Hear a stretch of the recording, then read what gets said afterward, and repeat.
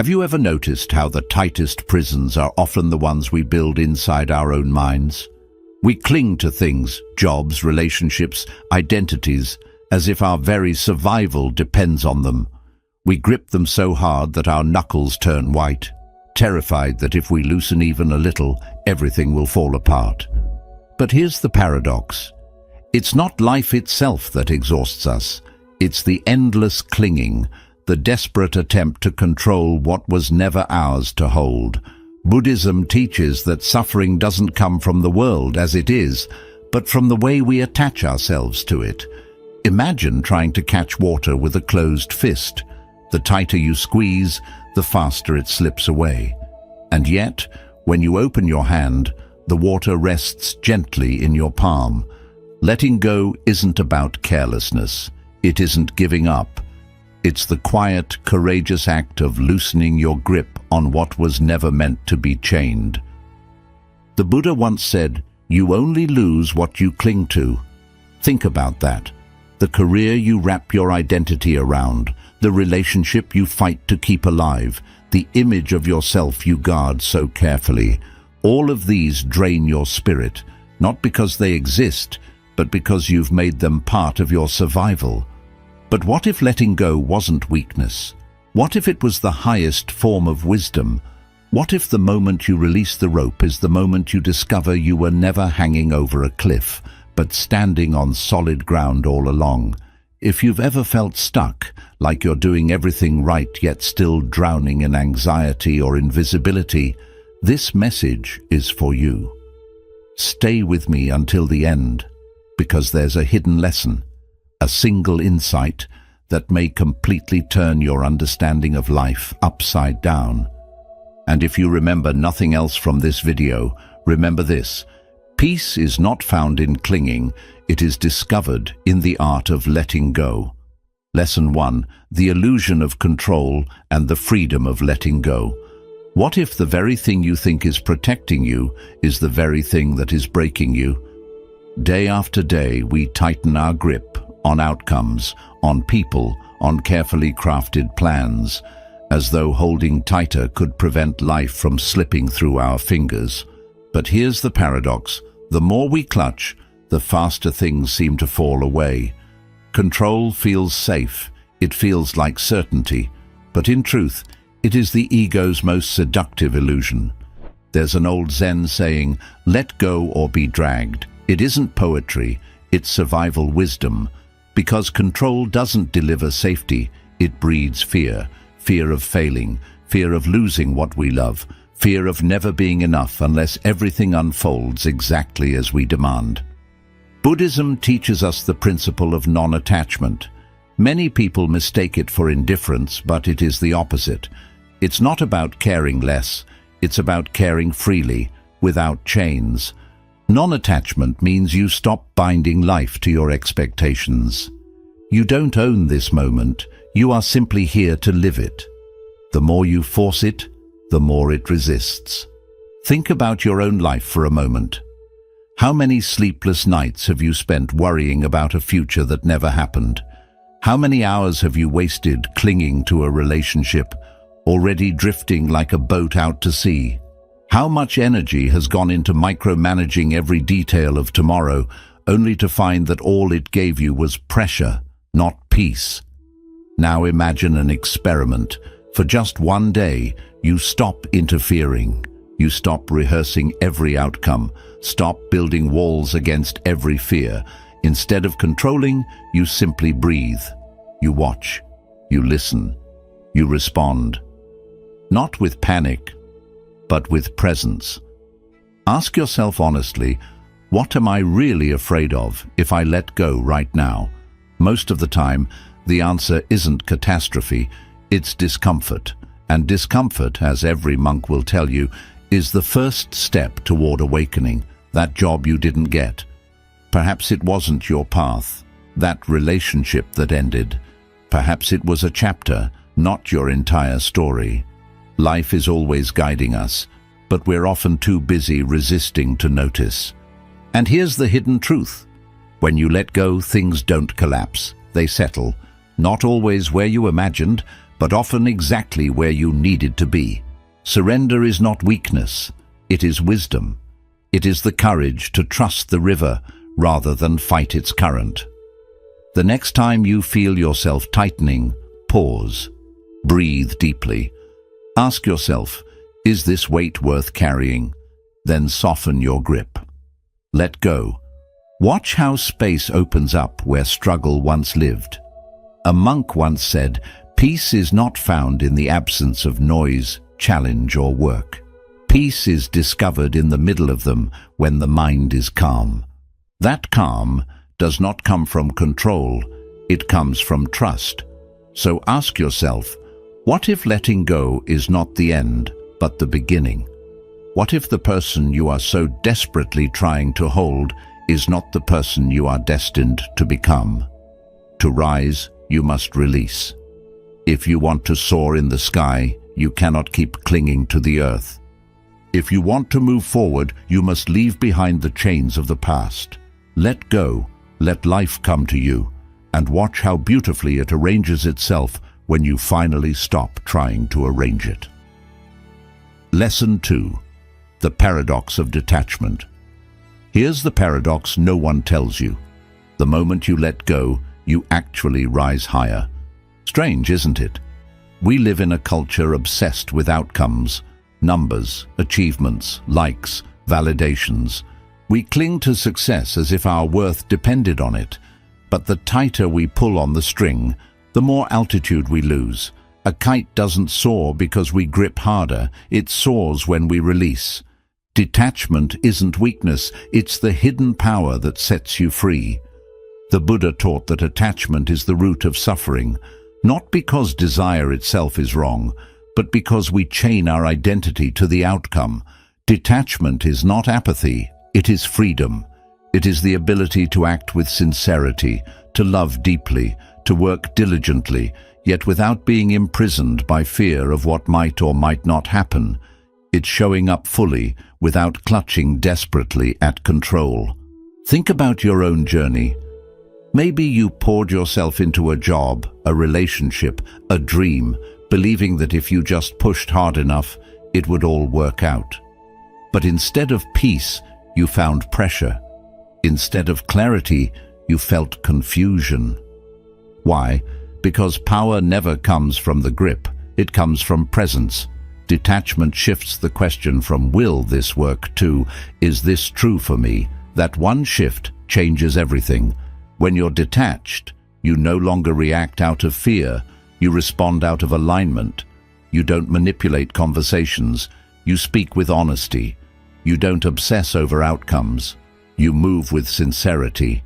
And then you step back, you trust the unfolding. Practice this, set your intention clearly, but release the outcome. Meditate on impermanence. Watch how every thought, every feeling rises and falls like waves. Notice how even pain eventually dissolves. This is the secret of living lighter, to stop swimming against the current and begin moving with the river. Ask yourself, am I forcing what should flow naturally? Am I gripping what is meant to grow on its own? More often than not, what we force fails, and what we allow flourishes. The seed doesn't bloom because you demand it to grow. It blooms when you give it space, sunlight, and trust. So let me ask you honestly, what have you gained by clinging too tightly? Peace or pressure? Clarity or chaos? Every time we grip harder, we lose sight of the truth. Control is an illusion, but presence is power. Detachment doesn't disconnect you from life, it positions you in the center of it. It gives you real power, the kind that flows from authenticity, not anxiety. So loosen the string, trust the wind. Watch your kite rise higher than it ever could in your clenched fist. Let go and let life lift you. Lesson 3. How overthinking pushes away the very peace you seek. We often mistake overthinking for progress. We sit in our heads, replaying conversations, forecasting outcomes, analyzing possibilities, believing that if we think long enough, the answer will reveal itself. But overthinking is not wisdom. It is fear disguised as effort. It promises clarity, but all it delivers is chaos. Think of muddy water. The more you stir it, the cloudier it becomes. But when you stop, when you allow the pond to settle, the water clears on its own. Your mind works in the same way. Clarity is not created by constant spinning. It emerges when you stop disturbing it. Yet silence terrifies us. Stillness feels like failure in a world obsessed with noise, hustle, and productivity. So we keep pushing, replaying old mistakes, worrying about futures that haven't arrived. But Buddhism calls this the monkey mind, a restless mind that leaps from fear to doubt, always clinging, never resting. The monkey mind tries to control life by thinking harder, but true wisdom does not rise from noise. It rises when the noise dissolves. Haven't you noticed? The best insights often come when you're not even trying, under the shower, on a quiet walk, or in that one moment you finally surrendered. Why? Because you created space. Space is the doorway to wisdom. Here's the trap. We all crave peace, but we try to think our way into it. Yet peace is not something you chase. It's what remains when you stop chasing. So practice this. The next time your thoughts begin to spiral, don't follow them deeper. Interrupt the cycle. Close your eyes. Take a single breath, fully in, fully out. With that one breath, release the story your mind is spinning. Ask yourself, am I truly thinking or am I avoiding? Because often, overthinking is not about finding answers. It's about shielding ourselves from feeling, from deciding, from facing the unknown. Remember this truth. Life does not move when you think. It moves when you act. Set boundaries with your thoughts. If a decision is consuming you, give yourself a deadline. Don't allow hesitation to turn into paralysis. Clarity loves decisiveness. Even a small step disrupts the mental loop. And that quiet voice you often ignore, your intuition, your gut. It is not weakness, it is wisdom, but you cannot hear it as long as overthinking keeps shouting over it. So here's a new way forward. Stop trying to fix every detail with logic. Instead, feel. Feel the discomfort, the fear, the uncertainty. Let them pass through you like waves, instead of trying to hold them back. Sometimes the most powerful move you can make is no move at all, not out of apathy, but out of deep awareness. When you stop resisting the present moment, it begins to speak to you, and in that stillness, true guidance emerges. So ask yourself, are your thoughts helping you, or are they holding you hostage? This is your reminder. Your mind is a tool. It is not your master. A tool only works when you know when to put it down. Stop stirring, let the pond clear, let silence rise, and you will see what was hidden beneath the noise all along. Peace has never been missing. It has been waiting in the stillness, patiently, for you to notice. Lesson 4. Why caring too much backfires. There's a hidden danger in caring too much. On the surface, it looks noble, selfless even. You tell yourself, I care because I love. I care because it matters. But if you look closer, sometimes what we call care is really fear in disguise. Fear of not being enough. Fear of losing control. Fear of being forgotten unless we constantly prove our worth. Think about it. Have you ever tried so hard to protect something that you smothered it instead? We crush dreams with perfectionism, convinced they'll only survive if we control every detail. We suffocate relationships with expectations, measuring them against an invisible standard no one can meet. We strangle our own peace with pressure, believing that unless we hold everything together, it will all fall apart. But here's the paradox. Love, like a flame, cannot grow if you cover it with your hands. It needs air. It needs space. When you cling too tightly, You don't protect the flame, you extinguish it. Maybe you've felt this yourself. The exhaustion of being everyone's rescuer. You say yes when your soul is screaming no. You try to manage people's emotions, to heal wounds that were never yours to fix, to carry burdens that were never meant for your shoulders. It feels compassionate, but it's not. It's over-responsibility. And over-responsibility doesn't lead to connection. It leads to burnout, resentment, and emptiness. In Buddhism, compassion, metta, or loving kindness is not about fixing others.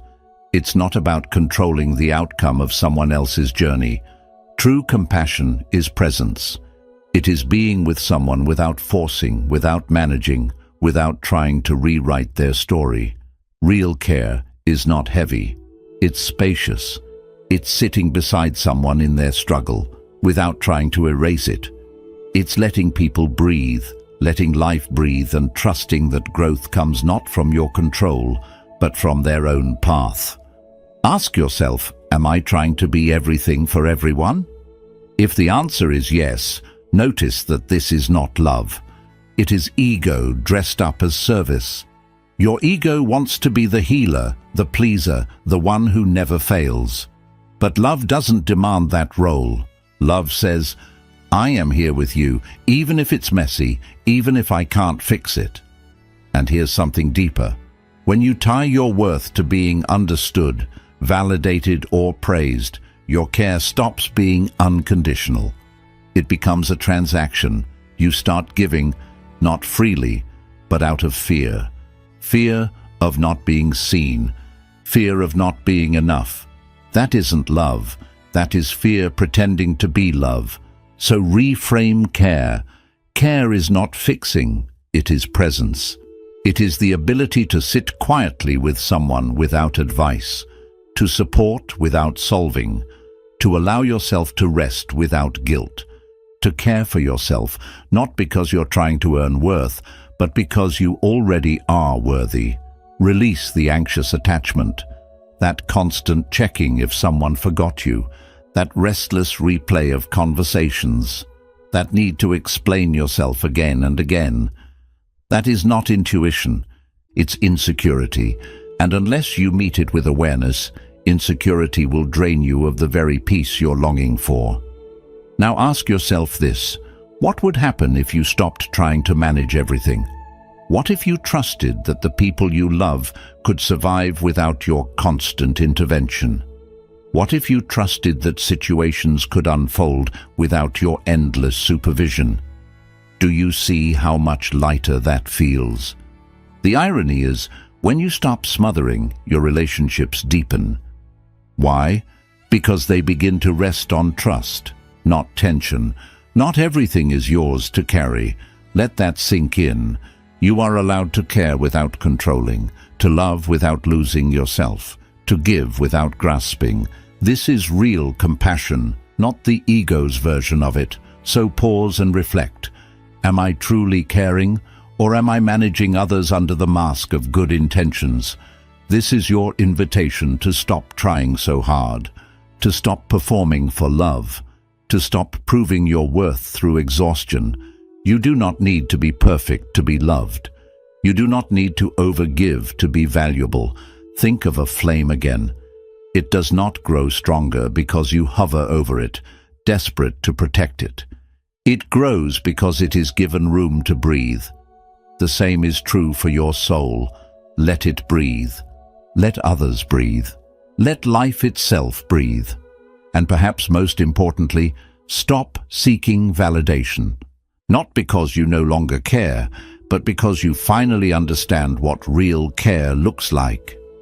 Real care doesn't demand constant proof of worth. It flows naturally, effortlessly, without expectation. And when you live like this, something profound happens.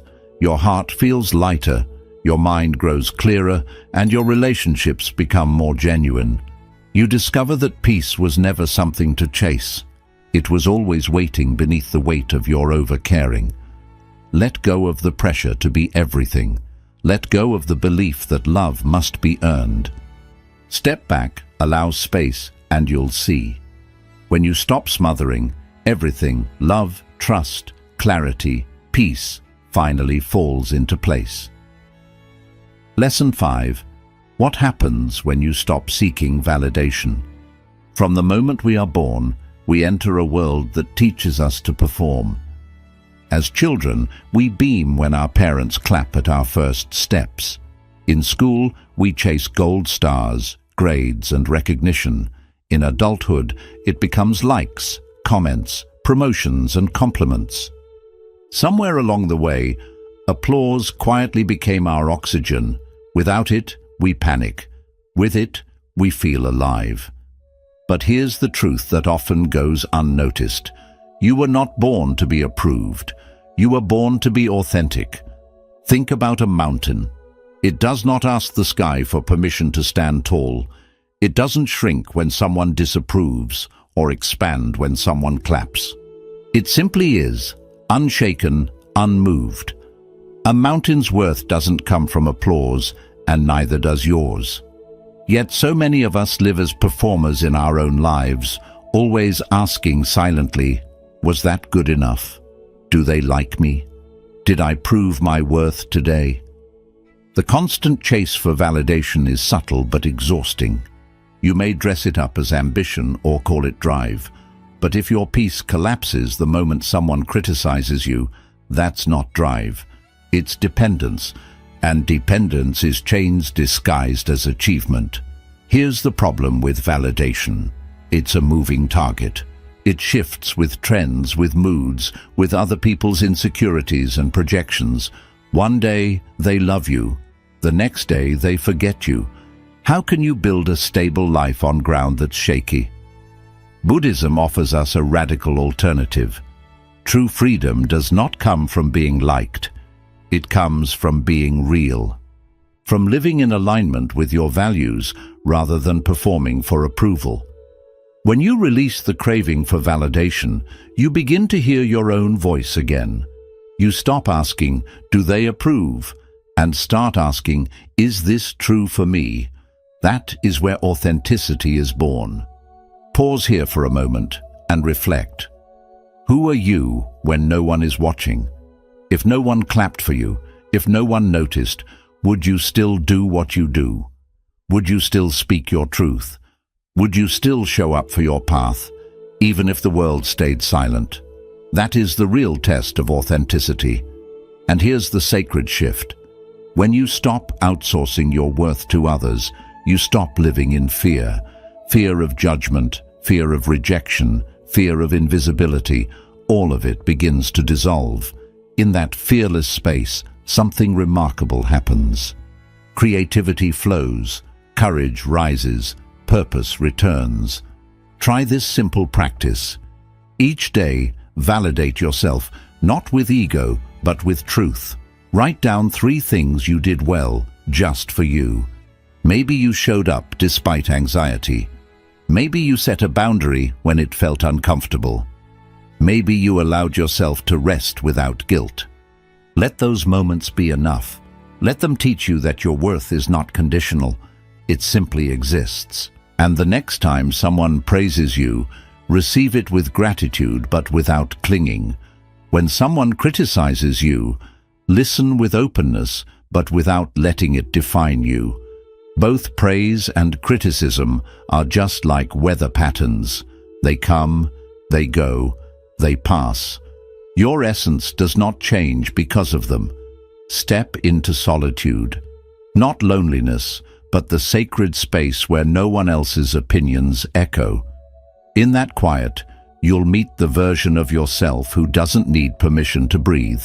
The one who doesn't ask for applause before taking the next step. The one who knows that their value is not up for negotiation. So, let me ask you directly, are you living for applause or for alignment? Because if you're chasing applause, you will always feel behind. Someone will always clap louder for another. Someone will always withhold the recognition you crave. But when you live in alignment, even your silence will echo with power. You no longer need to be seen in order to see yourself.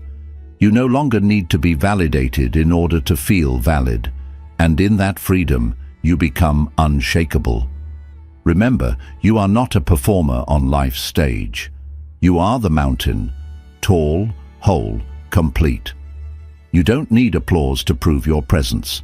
Stand firm, stand true. Because authenticity is louder than any applause, and real peace begins the moment you stop seeking to be approved and start choosing to simply be. Lesson 6. The Art of Inner Anchoring. Most of us spend our lives trying to control everything, our plans, our relationships, our future. We believe that if we just manage hard enough, fix fast enough, and hold on tight enough, then peace will finally arrive. But here's the irony. The more you scramble to force life into the shape you want, the more chaotic your inner world becomes. There is another way, a mindset so simple, so quiet, yet so liberating that it can shift the way you experience everything. I call it the art of inner anchoring. Some people know it as the whatever mindset, but not from apathy, not from carelessness. This is a deeper kind of wisdom. It whispers, whatever happens, happens, I remain. That doesn't mean you stop caring about life. It doesn't mean you stop setting goals or having dreams. It means you stop tying your peace to the outcome. Because life by nature is unpredictable. Plans will fall apart, people will change, dreams will evolve. The mind will always want to panic, resist, or demand certainty. But what if true peace isn't about making sure everything goes your way? What if it's about staying steady when it doesn't? Think of a mountain. The winds howl around it, storms crash against it, seasons change upon it. Yet the mountain does not move. It doesn't argue with the wind.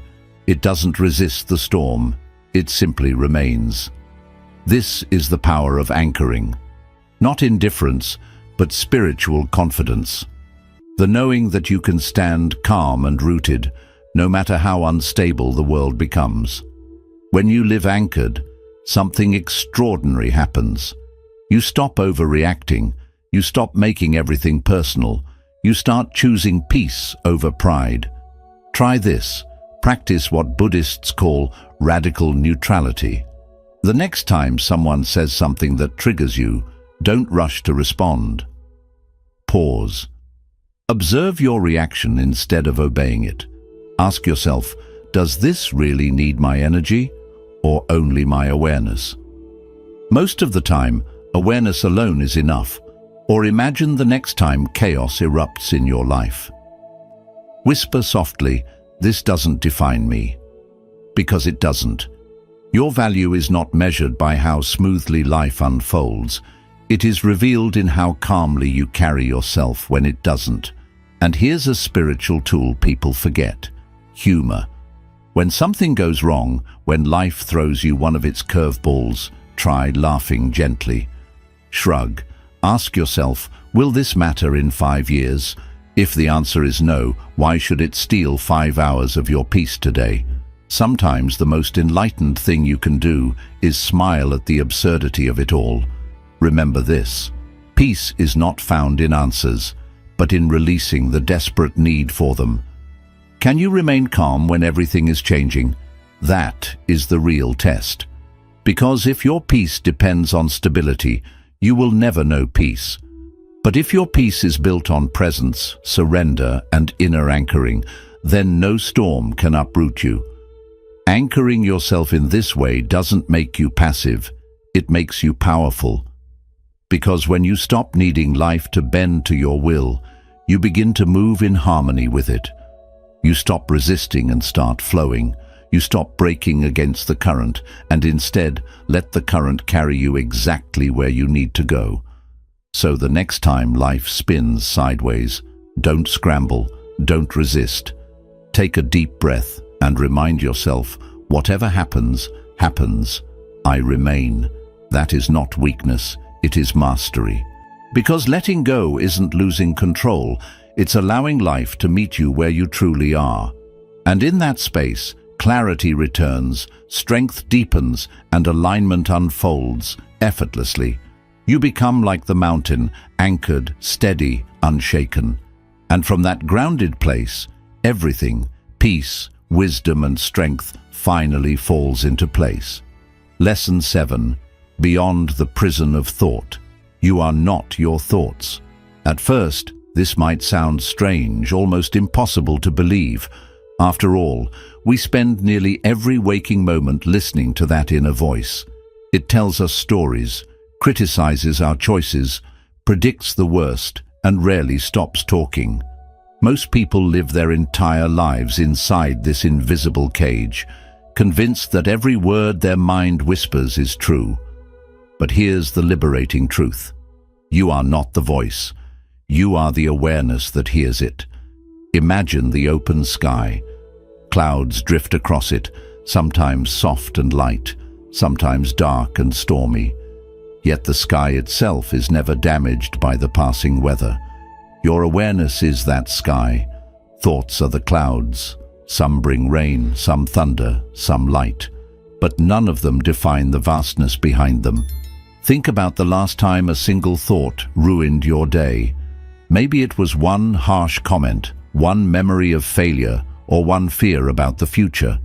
That single thought spiraled into hours of anxiety, frustration, or self-doubt. But ask yourself, was the thought truth, or was it simply habit? Many of our thoughts are not reality. They are echoes, echoes of old conditioning, echoes of fear, echoes of voices we once believed without question. Buddhism teaches that thoughts arise automatically. That part is not your fault. But identifying with them, believing them, that's where suffering begins. You are not the voice saying, "I'm not good enough." You are the one hearing that voice, and the moment you stop attaching to it, something remarkable happens. You discover freedom. Try this experiment. The next time your mind races, don't argue with it. Don't suppress it. Just notice. Watch your thoughts the way you would watch clouds passing or a river flowing. Label them gently. This is just thinking. Then return. Return to your breath, to your body, to the present moment. You'll start to see just how much unnecessary noise your mind creates in its attempt to feel safe. But awareness doesn't need to feel safe. It doesn't need to cling. Awareness just is. Quiet, steady, complete. When you witness thoughts without obeying them, you see their true nature. Most are not wise, not helpful, not even original. They are recycled fragments of the past, projections of the ego, or fears about what hasn't happened yet. They don't deserve your loyalty. They only demand your attention. Ask yourself, is this thought helping me, or is it just a habit? When you make this distinction, everything changes. You stop being the prisoner of your mind and start being its witness. And in that witnessing, something softens. You no longer feel the need to control every thought or chase every mental story. This is the essence of mindfulness. The Buddha never taught us to destroy the mind. He taught us to understand it, to observe it as you would observe a flame, a river, a bird in flight, without trying to possess it, without being swept away. Clarity doesn't come from thinking harder. It arrives when the mind quiets enough for wisdom to surface. The more you identify with thoughts, the noisier life feels. The more you identify with awareness, the more space you create for peace. So pause and ask yourself right now, what thoughts have I mistaken for truth? Am I the thinker, or am I the one watching the thought arise and fall? You are not the storm, you are the sky. Vast, endless, untouched by the weather that passes through. And the moment you stop fighting the clouds, the moment you allow them to come and go, you rediscover the stillness that has always been waiting for you. Lesson 8. The strength of surrender. There comes a point in every journey when strength is no longer measured by how tightly you can grip, but by how gently you can release. We grow up being told to fight harder, push more, hold on no matter what. But what if the greatest strength is not in clinging, but in surrender? Imagine a boat fighting against a raging river. The harder it rows, the more exhausted it becomes, until eventually the current drags it under. Yet the moment the rower stops resisting, something remarkable happens. The river carries the boat forward with ease. This is the power of surrender. And let's be clear, surrender is not giving up. It is not apathy or weakness. It is a radical shift from resistance to trust. It is giving in to reality as it is, rather than exhausting yourself trying to make it what it's not. Most of us live in resistance. We fight outcomes, cling to plans, argue with change, and call it ambition. But beneath that, striving is often fear. Place your hand on your heart, breathe deeply and say, "This too is part of the path." Notice how those words soften your fear. You are not lost. You are being reshaped. Stop asking for the map. Become the explorer. Let the silence stretch you. Let the unknown open you. Think of the cocoon again. The caterpillar doesn't negotiate with the process. It doesn't demand proof of wings before it dissolves. It surrenders fully. And from that surrender, transformation is born. The same is true for you. Your next chapter doesn't require your certainty. It requires your trust.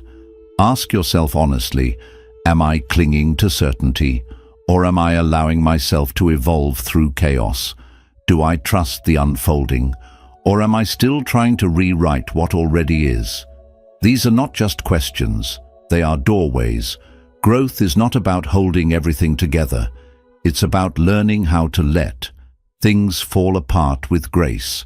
It's about letting the leaves drop, letting the old identity dissolve, letting yourself be bare for a season, because only then can something new take root. And here is the most profound truth. When you stop demanding ground beneath your feet, you realize you are the ground. You are the sky that holds the storm. You are the stillness in the middle of change. You are not falling, you are unfolding. So don't fear the unknown. Don't run from the instability. Embrace it. Because that space of groundlessness, that fragile, frightening, liberating space, is exactly where your freedom begins.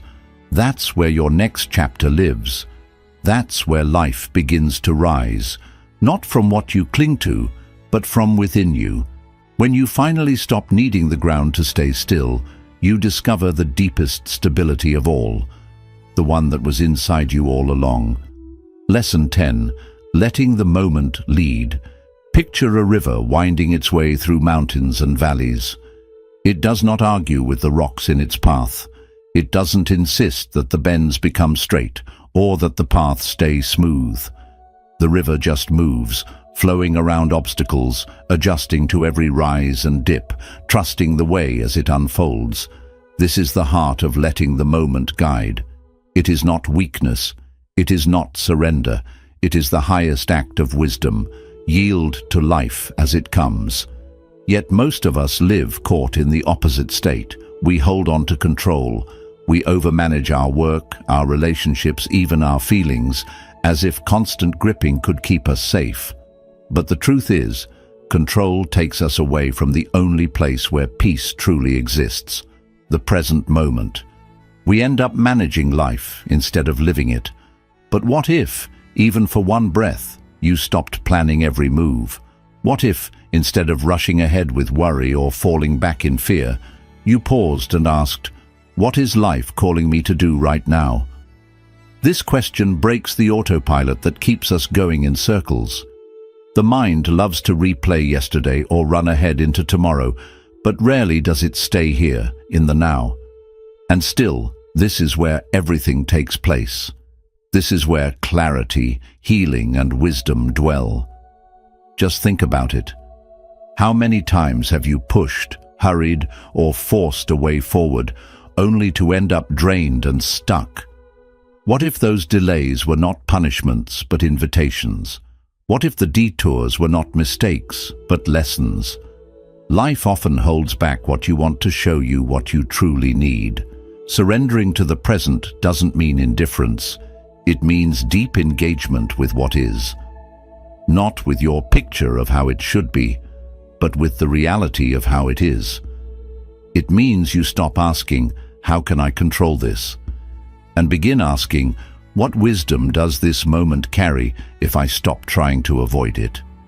When you do, life starts to speak in ways you never noticed before. The present, once resisted, begins to reveal its treasures. Sometimes that treasure is clarity, sometimes it is patience, and sometimes it is simply peace. And peace itself is the ground from which everything else arises. Buddhism reminds us that control is only an illusion. The only true mastery you have is over your awareness, where you place it, how you shape it, and how you return to it. When awareness is rooted in the present, life finds its natural flow. The noise around you may remain, but it no longer pulls you down.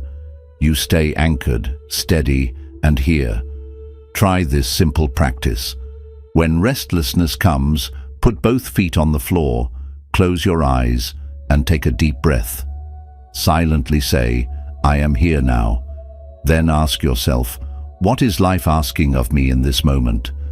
Don't overthink, don't hurry the answer. Just listen. Sometimes the wisdom is to act, sometimes to wait, sometimes to release. But there is always guidance, and here lies the paradox. When you stop resisting, life begins to fall beautifully into place. Your work, your relationships, even your sense of self begin to align. Not because you forced them, but because you stopped resisting the flow. You become like the river itself, flexible yet strong, grounded yet free.